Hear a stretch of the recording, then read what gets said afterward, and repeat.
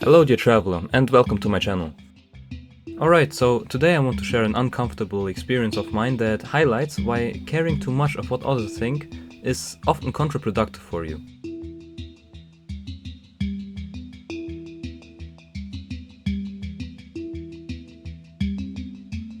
Alright, so this happened when I was in 11th grade and it was nearing the end of the school year, and as it is common practice, at least where I'm from, you do all kinds of excursions and trips with your class at the end of the school year. Now, this year was no different, except maybe that our trip was us literally staying longer in school. Wakey, it's time for school! But anyway, what we were doing was a sleepover in our school, which is actually pretty exciting since I was eager to explore our school when almost no one was there. To add to that, our school was very big and with this big ass sports hall and playground, but anyway. It was announced by the teachers way before the actual event, but of course I didn't take it seriously at the time and quickly forgot about it, which has led to my stomach dropping when, on what I thought was to be a regular Thursday, one of my buddies, whom I will call Tom, sarcastically asked me in the school hallway, quote unquote, "And, are you excited for today's sleepover?" Now mind you, I have completely forgotten that I was to go back to school for the sleepover then on that evening, and thus I was unprepared to say the least. For reference, this is what I managed to dig up in the 2 hours I had at home. Yeah, I was going to have to sleep on that. But that's not important, since at home I usually sleep in my underwear, but for obvious reasons I couldn't sleep like that in the musky confines of a classroom with 15 other dudes, so I set out to hunt myself down some appropriate pajamas. For the love of me, I had nothing. Or so I thought, as the long-forgotten marvelous Stormtrooper onesie sitting in the corner of... Shut your fucking mouth! And I remember being proud of it, for this goofy onesie was exactly my humor. So I immediately took that onesie and all the other necessary sleepover stuff, and with my hands full and limited time to spare, I headed out to school. When I arrived, I was actually one of the first ones to be there, so I packed out my belongings in our designated classroom and headed out to explore the school. But before I could do so, the Tom from earlier, my friend, arrived too, and remember the thing I set out to use as my sleeping mattress? Yeah, well, I was not really aware of how increasingly more stupid it would look next to Tom's big-ass bed, like, this was some cartoon level bullshit, man. I did not really care about that, and so the day went on pretty chill. My other best friend, who I will call Oliver, arrived, and we played some games and later all ate pizza in the giant empty yard of the school. Now, after all of that, I set out to play some piano in an empty classroom as I wanted to practice and had nothing else better to do, for I didn't have access to my phone at the time because it was broken. But Oliver came along, and with him one other girl whom I will call Ellie. Now, I remember thinking to myself, well, Oliver's fine, he's my best friend after all. But why has Ellie got to be here? I didn't want to play in front of her. What if I make some mistake? What if I'm not prepared? She'll think I'm bad at the piano, what if, and so on. We stayed in that classroom for a long time. I'm talking like 2 hours or something. And in these 2 hours, we mostly spent deep talking. I always thought that people would judge the slightest mistake in my piano skills, and so I judged myself even harsher. Which completely destroyed my perception and my actually not that trash level of skill in this instrument. I vividly remember playing the first song, and in my head I was pulling off this huge performance even though I was only playing to 2 people. But for my credit, I did very good. I remember feeling truly proud of my performance at the end of the first song, which has magnified the confusion I felt so much more when Ellie and Oliver barely even acknowledged my success. Now, they did acknowledge it to a healthy amount, but at the time my perception was so destroyed because I felt like they cared way more than they actually did.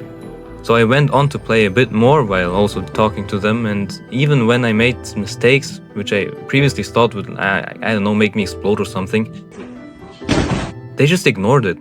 It didn't even bother them nearly as much as I thought it would. This is when I realized that making mistakes, or making masterpieces for that matter, was not really as much of a relevancy as many people make it out to be for themselves. I mean, if you imagine a person like playing the violin for you or something, and they make a mistake, are you going to hate them forever now? No, so why would you think other people would treat you the same way? If that same person plays a masterpiece in front of you, you're also going to forget that in a matter of a week at most. So why do you care so much?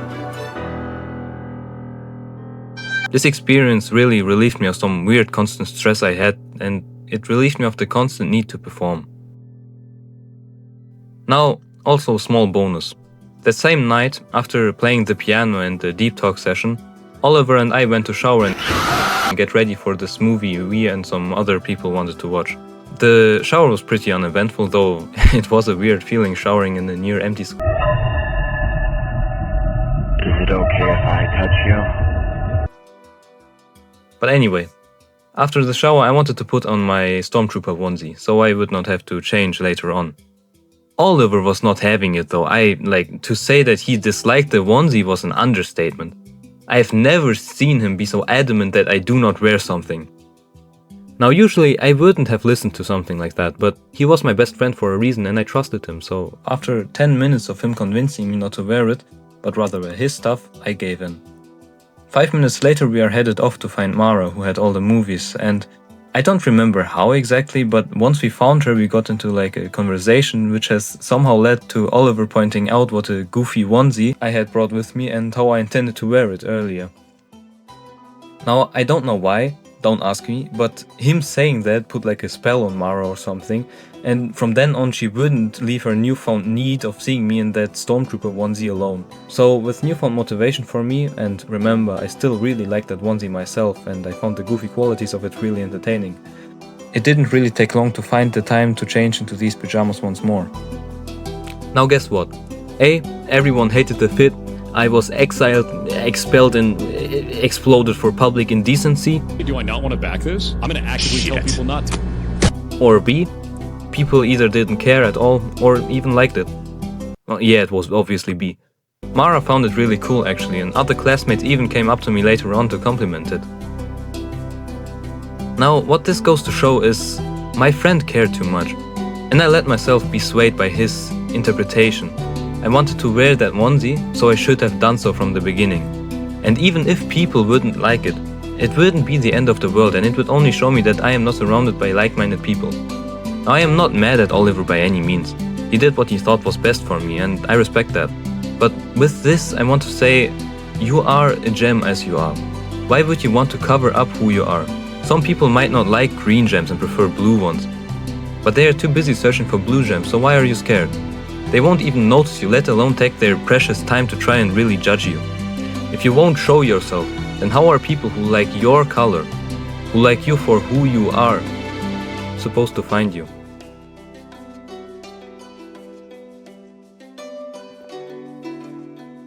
This was a new type of video for me and I want to continue making videos like this one.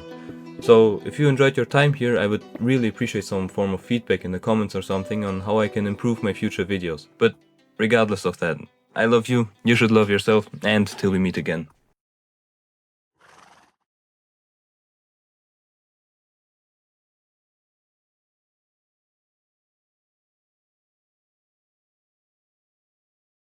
Check Jinxie's stream. Why? What happened? Is he naked?